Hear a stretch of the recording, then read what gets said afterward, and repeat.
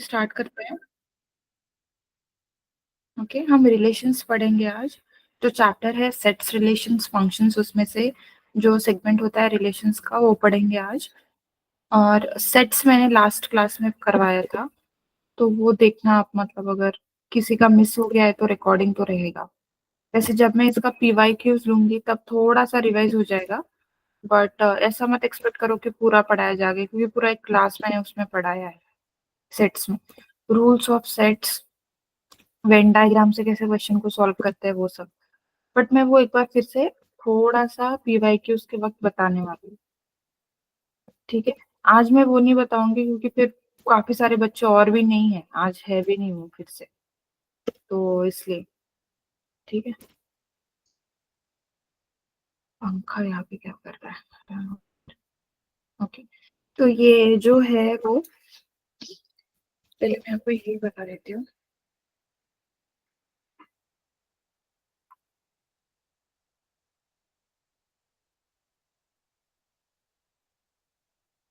ये जो चैप्टर है ना, हम ऐसा पढ़ते हैं इसको।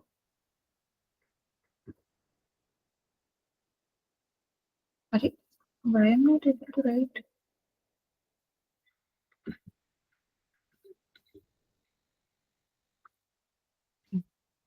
तो हम ऐसा पढ़ते हैं, सेट्स रिलेशंस फंक्शंस। तो सेट्स मैंने आपको पढ़ाया, रिलेशंस पढ़ेंगे फंक्शंस। तो इसमें से ना काफी सारे क्वेश्चन जो है ना वो इस चैप्टर में से आते हैं। ठीक है, यहाँ से ना वो वेन डायग्राम के क्वेश्चन आते हैं। ठीक है, यहाँ से काफी कैटेगरी के क्वेश्चन आते हैं, जैसे नंबर ऑफ रिलेशंस कितने हैं, मैं अभी पढ़ाऊंगी आपको। नंबर ऑफ रिलेशंस पे क्वेश्चन आता है।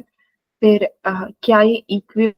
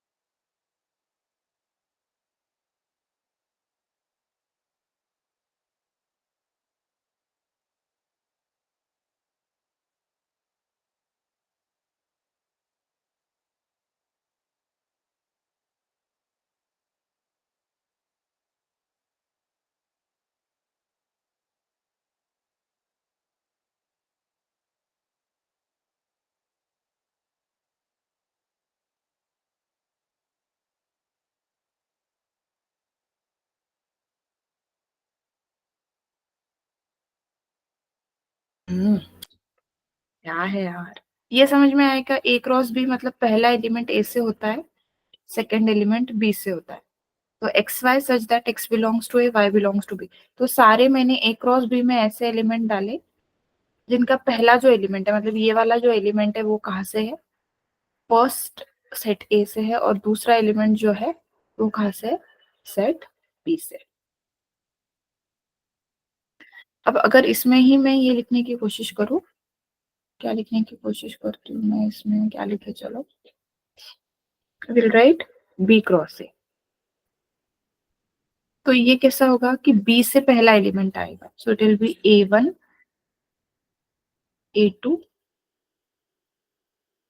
A3, फिर B1 B2 B3। ठीक। अब इसमें देखो, इसमें एन ऑफ ए कितना है, एन ऑफ ए कितना है 3, एन ऑफ बी कितना है 2, तो N of A cross B वो कितना है 3 × कितना है वो 6। इसमें भी तो इसका जो कार्डिनल नंबर है टाइम्स इसका जो कार्डिनल नंबर है वो इसका कार्डिनल नंबर होगा ए क्रॉस बी। अब N of B cross A will be what, N of B into N of A. तो एन ऑफ बी कितना है 2 और एन ऑफ ए कितना है 3, सो ये कितनी है 6। This is n of B cross A, n of B cross A which is how much 6।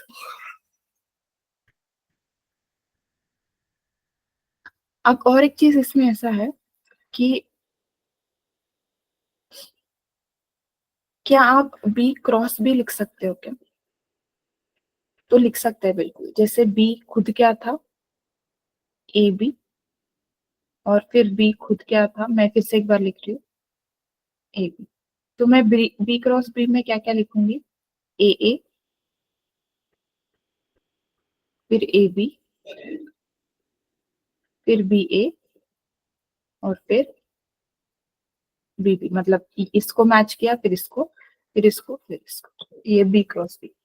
तो एन ऑफ बी 2 था और ये भी 2 था, तो इसमें कितने आएंगे 2 × 2 4 एलिमेंट्स। तो ये n of B cross B में कितने आ गए 4 एलिमेंट्स। बच्चों अब ये क्या है, इनको क्या बोला जाता है, आपको मैंने पहले पढ़ाया होगा, ये ऑर्डर्ड पेयर्स है।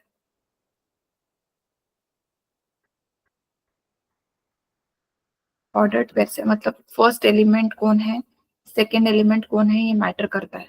मतलब अगर एलिमेंट 1 कॉमा ए है तो this is not equal to A comma, this is different, this is different, ordered है क्योंकि।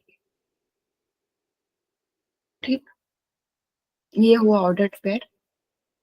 इसको कार्टेशियन कोऑर्डिनेट भी बोलते हैं। रिलेशन देखो, a relation set, a relation is a set of coordinate written as xy. A relation R from A to B is from A cross B। ये सब अभी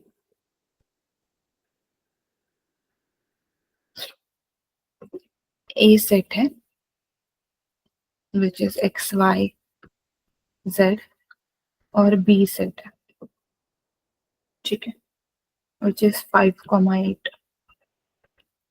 तो A क्रॉस B तो बनेगा ही बनेगा, जो कुछ भी बनेगा इसमें कितने एलिमेंट्स आएंगे बच्चों 6 एलिमेंट्स आएंगे, because this is 3 and this is 2, so 6 elements you will have. तो यहाँ पे मैं आपको पढ़ा रही हूँ कि अगर आपको ये पता है तो आप डोमेन रेंज कैसे लिखेंगे। तो सेट, अगर ये रिलेशन ऐसा लिखा जाता है आर ए से लेके बी, ठीक है, ये आर मतलब क्या रिलेशन है कुछ, तो क्या रिलेशन है मुझे नहीं पता, कभी पता होगा नहीं भी होगा हमको, वो मैथमेटिकल हो सकता है वरना मैथमेटिकल नहीं भी हो सकता है। तो रिलेशन है कुछ आर ए से लेके बी तक, तो ये जो ए है ना ये होता है डोमेन, तो ये जो बी होता है ना वो होता है कोडोमेन। बस इतना तुम ध्यान में रखो। तो डोमेन ऑफ आर में क्या आएगा, डोमेन ऑफ आर में क्या आएगा एक्स वाई जेड, क्यों, क्योंकि वो क्या है ए सेट। और रेंज ऑफ आर में क्या आएगा, वो क्या आएगा 5, 8। तो यही पे वही बोला गया, A is domain, B is codomain. अब range set of second elements of order pairs in relation set R, representation of first.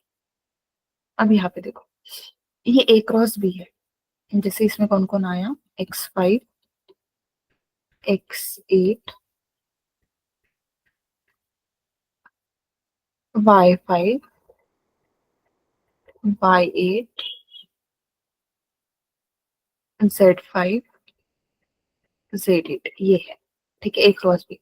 अब इस पे कुछ तो एक रिलेशन सेट डिफाइन, वो रिलेशन सेट क्या है मुझे नहीं पता है, लेकिन रिलेशन सेट आर में कौन कौन गया इसमें से, x8 गया और z5 गया, इतने ही गए। मतलब ये a था, ये b था, ये x y z है, और ये 5 और 8 है, और ये रिलेशन सेट है आर। तो इसमें इतने ही गए, मतलब इसमें कौन कौन गया, इसमें गए x,8 और z,5। ठीक है, तो डोमेन, अब देखो इसको देख के कैसा डोमेन लिखा जा सकता है। तो डोमेन तो पूरा ही ये एक्स वाई जेड होता है, और कोडोमेन तो तुमको पता ही है, कोडोमेन तो 5 है दोनों का। अब रेंज के लिए देखो, रेंज के लिए वही होगा, रेंज ही ज्यादा दिमाग लगाने वाली चीज है, डोमेन और कोडोमेन तो एक्चुअली क्वेश्चन में ही देख के रखते हैं वो।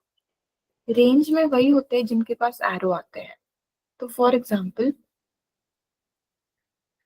अगर ये एरो नहीं होता, ठीक है, अगर इसमें क्या होता, इसमें y,8 एलिमेंट होता, तो ये भी यहाँ पे जाता, तो 5 के पास कोई एरो ही नहीं आया, तो वो रेंज में नहीं आएगा, रेंज में सिर्फ कौन आएगा, 8। जो सेकंड एलिमेंट होते हैं रिलेशन सेट आर के, वो होते हैं रेंज। तो यहाँ पे वही लिखा है, सेट ए डोमेन होता है, सेट बी कोडोमेन होता है, range is what, set of second elements of all ordered pairs of relation set. ठीक, अब इसको देखो, डोमेन रेंज क्या है, तो इसका डोमेन तो क्या है, 1 2 3 4। कोडोमेन क्या है, PQRST। और सबके पास एरो आ रहा है, सबके पास एरोज आ रहे हैं, तो इसका जो रेंज है वो भी क्या रहेगा, PQRS। ये एरो डायग्राम्स है,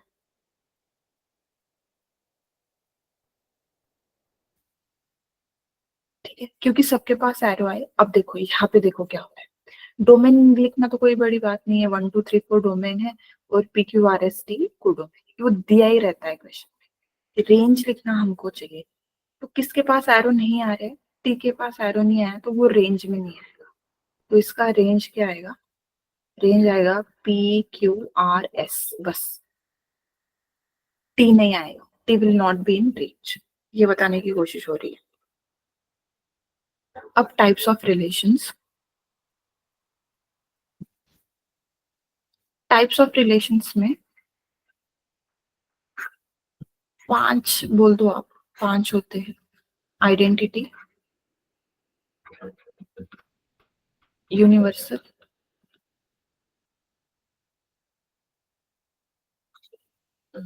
रिफ्लेक्सिव, ट्रांजिटिव, सिमेट्रिक, ये सब हम पढ़ते हैं। ठीक है, तो इसका क्या मतलब है, इसका क्या है, इसका अब मैं बताऊंगी। और अगर ये तीनों हो जाते हैं, जैसे सिमेट्रिक, रिफ्लेक्सिव, ट्रांजिटिव हो जाते हैं, तो इसको मिला के हम बोलते हैं कि इक्विवोलेंस है, इक्विवोलेंस रिलेशन है। तो कभी कभी वो क्या पूछता है क्वेश्चन,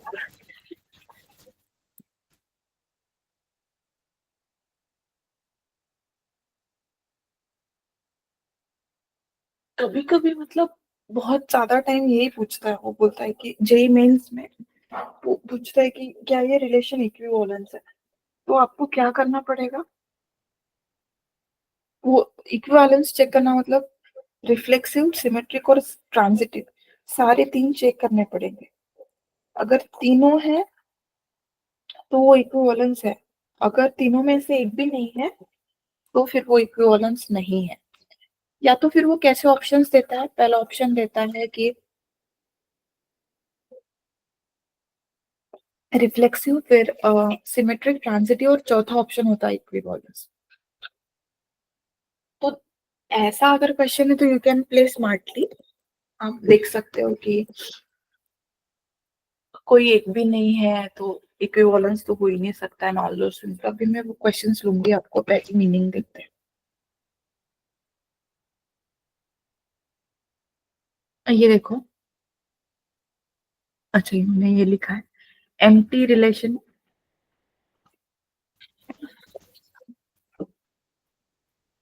एक और लिखते हैं आइडेंटिटीज, ये काफी इंपॉर्टेंट होता है आइडेंटिटी। ओके,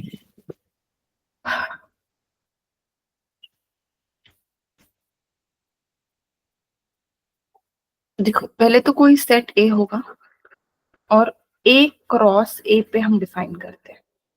ठीक है, रिलेशन सेट ए, दो कोई नहीं होते इसमें, ये अलग, अगर वो ए और बी नहीं रहते हैं, ए क्रॉस ए ही रहता है। तो रिलेशन सेट जो आएगा वो ए क्रॉस ए से ही आएगा। अगर ए है फॉर एग्जांपल 1,2, तो ए क्रॉस ए क्या होगा, वो होगा 1,1, 1,2, 2,1, 2,2, ये होगा ए क्रॉस ए। अब आर जो रिलेशन सेट है ना, वो इसी में से आता है, ए क्रॉस ए में, और कहीं से नहीं आता है। क्योंकि ए क्रॉस ए तो is any how has everything that is possible in ordered pairs, इसमें से तो कुछ नहीं छूटा, तो ये इसी में से आते हैं, इसी में से आते हैं। तो जो भी रिलेशन सेट आर में होगा वो कहीं ना कहीं ए से ही आएगा, अगर आएगा तो, अगर नहीं आएगा तो नहीं आएगा। वो तो उस पर डिपेंड करता है कि रिलेशन क्या है। अगर रिलेशन ऐसा है, देखो कुछ ऐसा रिलेशन था जैसे सारे नंबर 100 से बड़े होने चाहिए, तो इसमें से कोई नहीं आएगा उसमें, तो कोई एंटर नहीं करेगा। मतलब ये क्या हो गया, पाई। ऐसे इसको क्या बोलते हैं, एम्प्टी रिलेशन, जिसमें कोई एंटर नहीं करता। ठीक है, अब ये सेट है 1, 2, 3 भी रिलेशन सेट, क्या लिखा हुआ है यार, okay, in set A is given by A comma B. छोड़ो, ये काम करनी है।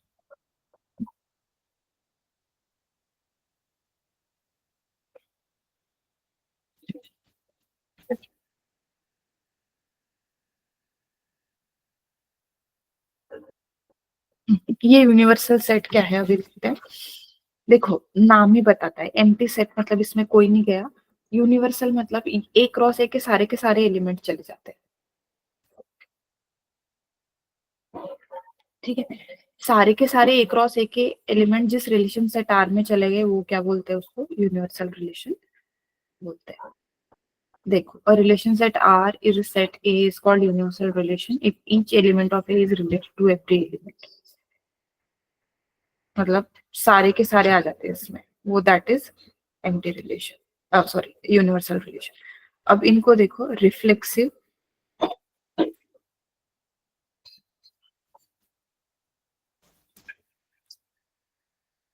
क्या है भाई यहाँ पे, हाँ रिफ्लेक्सिव को यहाँ पे देखते हैं। सेट ए है, ठीक है, फिर हमने क्या डिफाइन किया, ए क्रॉस ए, और जो रिलेशन सेट आएगा वो कहाँ से आएगा, यही से आएगा। ठीक है, तो अगर a relation set R is set A is called reflexive if A cross A for every A is in relation set R। मतलब अभी देखो, मैं मतलब समझा रही हूँ अभी आपको। अगर सेट A 1, 2, 3 है, ठीक है, तो A क्रॉस A तो बहुत बड़ा होगा, A क्रॉस A तो बहुत बड़ा होगा। जैसे A क्रॉस A अगर मैं लिखने की कोशिश करूँ तो इसमें 9 एलिमेंट्स आएंगे, आएगा 1,1, 1,2, 1,3, फिर आएगा 2,1, 2,2, 2,3, फिर आएगा 3,1, 3,2 और 3,3। ऐसे 9 एलिमेंट्स आएंगे एक क्रॉस ए में। लेकिन अगर रिफ्लेक्स, रिफ्लेक्स मतलब हम आईने में खड़े होते हैं तो हमारा रिफ्लेक्स देखते हैं, मतलब हम ही हमको दिखते हैं, तो ए और ए सेम होने चाहिए। तो इसमें से कौन सेम सेम वाले हैं, इसमें से सेम सेम वाले कौन है, ये है 1, 1, फिर है 2, 2 और फिर है 3, 3। तो 1, 1, 2, 2, 3, 3 ये होने चाहिए। बाकी कोई हो तो वो चलेगा, बट ये तो होने ही चाहिए। और अगर ये सब होता और 3 3 नहीं होता तो फिर काम गड़बड़ था, फिर नहीं वो रिफ्लेक्सिव हो सकता, क्योंकि यहाँ पे क्या लिखा है, फॉर एवरी, हर एलिमेंट के लिए अपना रिफ्लेक्स अवेलेबल होना चाहिए। अगर इस ए में 10 एलिमेंट होते, 10 तक, 1 2 3 4 अप टू 10, तो 1 1 2 2 3 3 4 5 5 6 6 7 7 8 8 9 9 10 10 ये सारे होने चाहिए, तभी वो क्या होता, रिफ्लेक्सिव होता। ठीक, अब ये क्या हुआ रिफ्लेक्सिव का। अब हम पढ़ते हैं, अरे सिमेट्रिक का आ गया।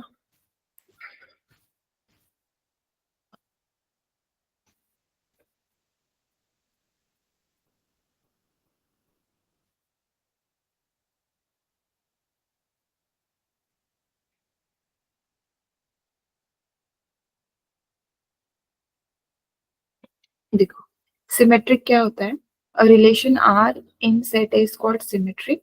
सिमेट्रिक मतलब क्या, आपको वर्ड से ही पता चलता है कि अगर ए बी है तो इसकी सिमेट्री कैसे होगी, बी के, मतलब अगर 1 2 है तो इसके करस्पॉन्डिंग क्या होगा, 2 1। ए बी अपनी पोजीशन क्या करता है, एक्सचेंज करता है for every A B belonging to A. तो अगर आप यहाँ पे देखोगे,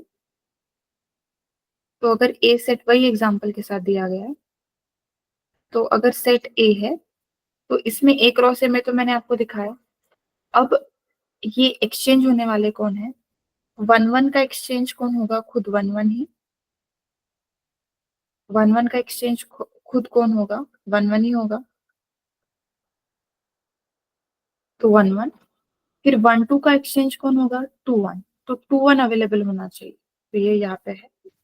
फिर 2 2 का एक्सचेंज कौन होगा, 2 2 ही होगा, तो ये रिलेशन सेट, मतलब अगर इसमें, अगर मैं ऐसे ही बोलती हूँ आपको, 1 3 होगा तो 3 1 की अवेलेबिलिटी होनी चाहिए। ठीक, अगर 2 3 होगा तो 3 2 भी होना ही चाहिए, तभी हम क्या बोलेंगे, क्या है वो, सिमेट्रिक है for every A B belonging to A. ठीक, ऐसे रिलेशन को क्या बोलते हैं, रिफ्लेक्सिव, सिमेट्रिक। रिफ्लेक्सिव तो क्या होता है, सेम सेम होना चाहिए, ए कॉमा ए, मतलब अगर 1 1 है तो 2 2 भी होना चाहिए, 3 3 भी होना चाहिए, जितने भी एलिमेंट है। ये क्या है, एक दूसरे का रिप्लिका होना चाहिए, सिमेट्रिक, ए बी बी ए होना चाहिए। अब ट्रांजिटिव देखो, ट्रांजिटिव क्या है, अगर ए बी है, ठीक है, फिर बी सी है, तो ये बी बी का सैंडविच हो गया बीच में, ए सी भी होना चाहिए, ए सी भी होना चाहिए, ऐसा है। तो देखो इसमें 1 1 है, 1 2 है, तो ये 1 का सैंडविच हो गया, 1 2 भी होना चाहिए। ठीक, फिर 1 3 है तो उसका कोई, 2 1 है तो 1 1 है तो 2 1 भी होना चाहिए। फिर 2, मतलब ये कंडीशन सेटिस्फाई होनी चाहिए बेसिकली। अगर मेरे पास वो वहां पे नंबर इतने अच्छे नहीं है, 4 5 है और 5 7 है, तो बेसिकली मेरे पास क्या होना चाहिए, 4 7 भी होना चाहिए। अगर 2 8 है और 8 13 है, तो बेसिकली मेरे पास क्या होना चाहिए, 2 13 भी होना चाहिए, तभी वो क्या होता है, ट्रांजिटिव होता है।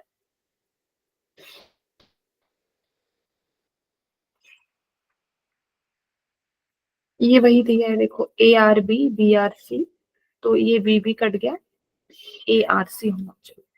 ये एग्जांपल्स करेंगे तब अच्छे से समझ में आएगा आपको।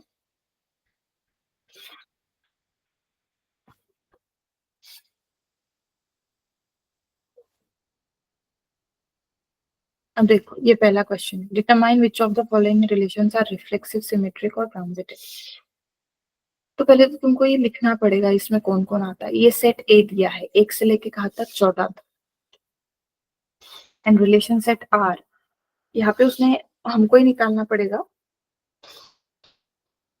वरना वो दे भी देते हैं। सो 3x माइनस वाई मतलब क्या है, 3x is equal to y type का है, तो अगर x मैंने 1 दिया तो इसमें कौन कौन आएगा देखो, x मैंने 1 दिया तो y कितना आएगा 3, ये देखो यहाँ पे 1,3 2, ये यहाँ तक। तो इस सेट ए में कौन कौन आएगा, सेट ए में आएगा 1,3 2,6 3,9 एंड 4,12 इतने आएंगे। अब क्या ये पहला क्या देखते हैं हम, सबसे पहला देखेंगे रिफ्लेक्सिव। तो इसमें 1,3 है, तो सेट में तो 1,1 2 2 3 3 सारे ही चाहिए। अगर मुझे रिफ्लेक्सिव बोलना है, हम मैंने क्या आपको क्या बोला था कि आईने में खड़े रहते तो अपना ही रिफ्लेक्शन दिखता है, तो 1,1 चाहिए था, 2 2 चाहिए था, भी चाहिए था, तो वो तो है नहीं, वो तो है ही नहीं यहाँ पे, तो रिफ्लेक्सिव तो नहीं है। ठीक, फिर हम क्या देखते हैं, सिमेट्रिक। सिमेट्रिक टू 1,3 है तो 3,1 भी चाहिए, तो वो तो है नहीं, एक भी कंडीशन वॉलेट हो गई, काम खत्म, सिमेट्रिक नहीं है। अब ट्रांजिटिव देखते हैं, ट्रांजिटिव के लिए 1,3 है और 3,9 है, तो 1,9 भी चाहिए, क्योंकि यहाँ पे देखो 1,3 है 3,9 है, तो 3 का सैंडविच हो गया, 1,9 भी चाहिए, तो 1,9 भी नहीं है, तो ट्रांजिटिव भी ये नहीं है। तो ये रिलेशन जो था,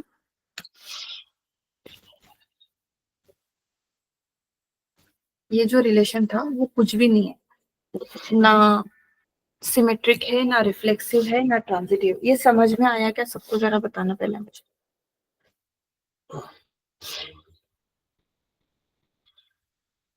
आराम से बैठो मत, MSJ, बताओ समझ में आया क्या, थम्स अप दो।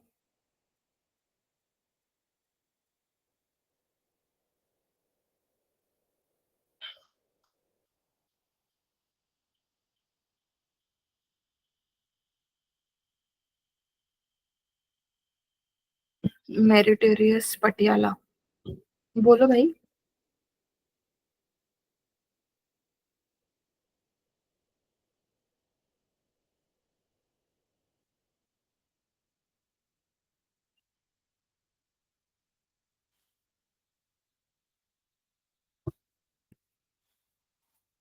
तो हम क्या देख रहे हैं, हम तीन चीज ढूंढ रहे हैं यहाँ पे।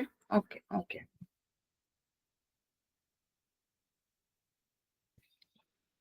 ये क्वेश्चन बहुत आता है एग्जाम में।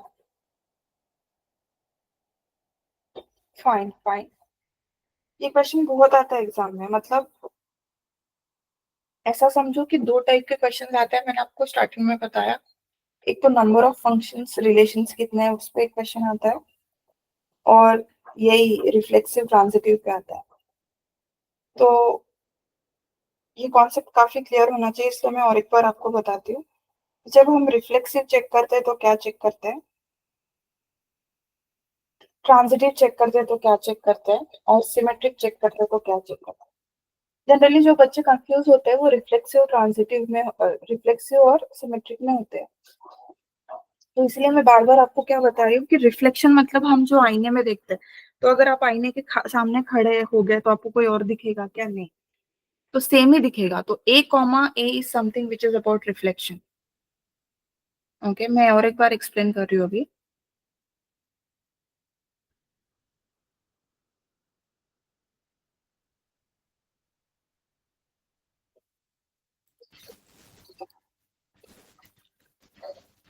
तीन चीजें हम देखेंगे।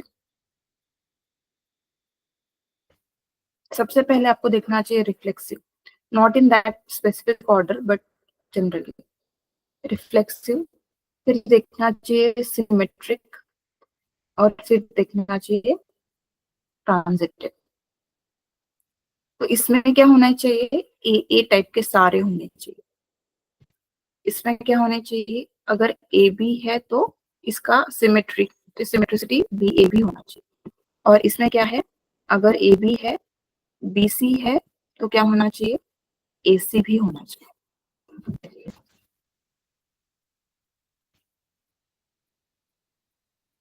ठीक, ये सब चीजें। तो ऐसी condition, this is for every A belonging to B, सारे, मतलब ए में अगर 20 एलिमेंट है तो सारे बी के ऐसे रिफ्लेक्सिव होने चाहिए।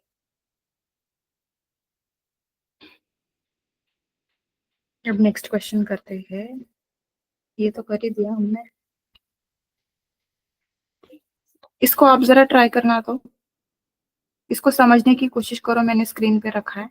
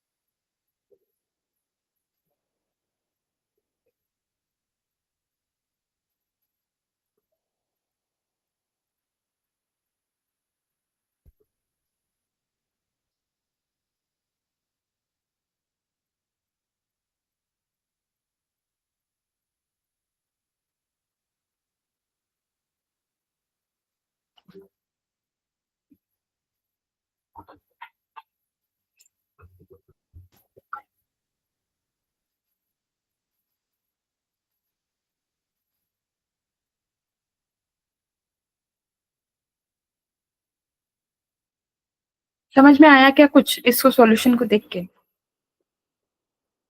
सबको, बाप रे, एमटीएस संगरूर सबको समझ में आया, सॉल्यूशन सामने होता है तो पता नहीं ये क्या है कि सबको समझ ही आ जाता है।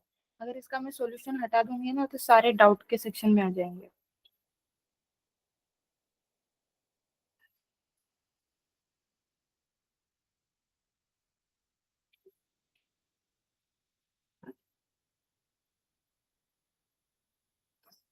हम्म? सही बोल रही हूँ क्या एमएसजी? ये सारे बच्चे बैठे हैं मस्त, एक बार कैमरा शुरू था तो मैंने देखा था, मस्त एंजॉय कर रहे हैं, ना हाथ में पेन है ना सामने नोटबुक। हम वो मूवी नहीं देखते? मुझे लगता है एक बार टीचर नहीं होंगे तो स्विच कर दो, नेटफ्लिक्स लगा दो आप। अरे मैथ्स में के क्लास में कोई बिना नोटबुक बिना पेन के बैठता है क्या भाई?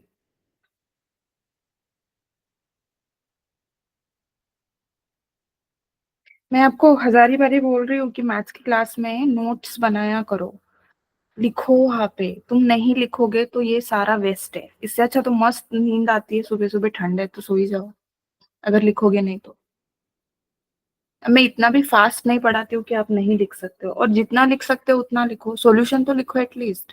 ये पीपीटीज तो रहती ही है आपके पास, आपको लगेगा कि ये पीपीटीज आ जाती है तो फिर हम इसमें से पढ़ लेंगे, तो वो कभी नहीं होगा। तुम कभी ये पीपीटी नहीं खोलोगे और कभी भी उसको पढ़ोगे नहीं। अगर तुम क्लास में नहीं लिख रहे हो तो तुम बाद में क्या लिखोगे, मुझे एक बात बताओ। टाइम तो वैसे भी 11th 12th के बच्चों के पास होता नहीं है। तो ये जो आपके दिमाग में ये जो चल रहा है ना, ख्याली पुलाव कि इसको हम बाद में देखेंगे, हम बाद में इसको पढ़ेंगे, ये नहीं हो पाता है। आप ये क्लास में लिखा करो सॉल्यूशन पूरा। मैं जब लिखती हूँ तब लिखो, आप क्या दिक्कत है आपको? जैसे भी रफ वर्क बन जाएगा, मैं समझती हूँ कि इतना वो अच्छे से ऐसे सिस्टमैटिकली नहीं लिखा जाएगा, क्योंकि मैं आपको वो टाइम नहीं देती हूँ लिखने को, क्योंकि ये ब्रॉडकास्ट क्लास है, इसमें आप बाद में भी इसकी रिकॉर्डिंग देख सकते हो, फिर से अच्छी नोट्स बना सकते हो। इसका मतलब ये नहीं है कि तुम लिखोगे ही नहीं यार क्लास में। अब ये स्क्रीन आपको दिख रहा है, अब इसमें आप सिर्फ पढ़ोगे तो वो कोई स्टोरी थोड़ी है उसको पढ़ के हो जाएगा। लिखो आप, हाँ, ये रिक्वेस्ट है मेरा, आप लिखा करो इसमें मैथ्स की क्लास में। तो ये देखो, ये रिलेशन सेट किस पे डिफाइंड है? Something like A which is less than B cube. वो बोल रहा है कि ये बताओ क्या ये रिफ्लेक्सिव है, क्या ये सिमेट्रिक है, और क्या ये ट्रांजिटिव है। तो आप मुझे एक बात बताओ कि आपको पता तो नहीं है कि ए कौन है बी कौन है, तो कैसे फिर करें?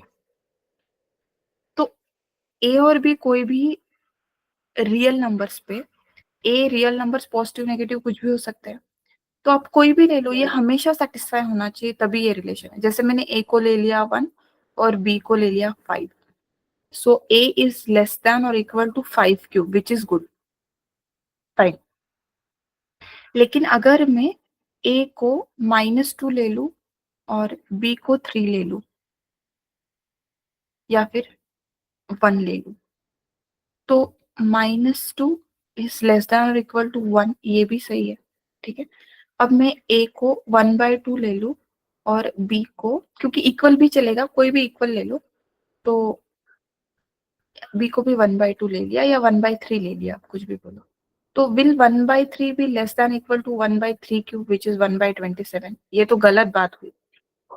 1/27 डिनोमिनेटर जिसका बड़ा है वो छोटा नंबर होता है, तो this is mathematically absurd statement. So ये कोई ऐसी पेयर्स दे देता ना, या फिर R प्लस भी बोलता तो ये चल जाता, बट इसने R बोल दिया। R में तो हम नेगेटिव नंबर्स भी लेंगे, सभी कुछ लेंगे, तो इसलिए ये क्या हो गया, नॉन रिफ्लेक्सिव। क्योंकि सबके लिए सेटिस्फाई होना चाहिए। मैं जब लिखती हूँ, देखो मैंने क्या लिखा, फॉर एवरीथिंग बिलोंगिंग टू ए, वो होना चाहिए, तो वो नहीं हुआ। कुछ के लिए हुआ, मना नहीं कर रहे हैं, कुछ के लिए हुआ, बट कुछ के लिए नहीं हुआ, तो वो सबके लिए होना चाहिए, इसीलिए नॉन रिफ्लेक्सिव बोला हूँ। अगर 1 3 है तो 1 लेस देन 9 है, तो क्या 9 लेस देन 1 है? नहीं, ऐसा तो नहीं हो सकता, इसलिए ये सिमेट्रिक नहीं, इसमें तो कोई दिमाग लगाने वाली बात थी नहीं। ट्रांजिटिव, तो ये देखो कोई भी पेयर ले लो, ये इन्होंने लिया इसलिए नहीं, मतलब कोई भी आप अपने मन से ले सकते हैं। 3 3/2 3/2 6/2, तो 3 6/2 भी सेटिस्फाई करता है क्या? जैसे 3 इज लेस देन 6/5 का क्यूब है क्या? सो 3 इज लेस देन, ये कितना आएगा, 6 6 36 इंटू 6, और ये कितना आएगा 125। तो 3 से तो ये बड़ा ही है, छोटा है नंबर, छोटा है, क्योंकि 125 इज ग्रेटर देन दिस। सो ये सेटिस्फाई नहीं हुआ अपनी गिवन कंडीशन में। 3 कॉमा, जैसे 3/2 का सैंडविच हो गया, तो 3 और 6/5 ने ये सेटिस्फाई नहीं किया, इसीलिए ट्रांजिटिव भी नहीं है। आज सारे ऐसे एग्जांपल्स हुए जो ट्रांजिटिव वो नहीं है। नेक्स्ट क्लास कल हम करेंगे जो है, जो PYQs है करेंगे हम इसके, ओके, जो पूछते हैं, तो ये वाले क्वेश्चंस हम करेंगे इक्विवेलेंस के कल, ठीक है। वैसे ये PPT में अपलोड कर दूंगी, इसको देखना आप, ठीक है। चलो बाय बाय।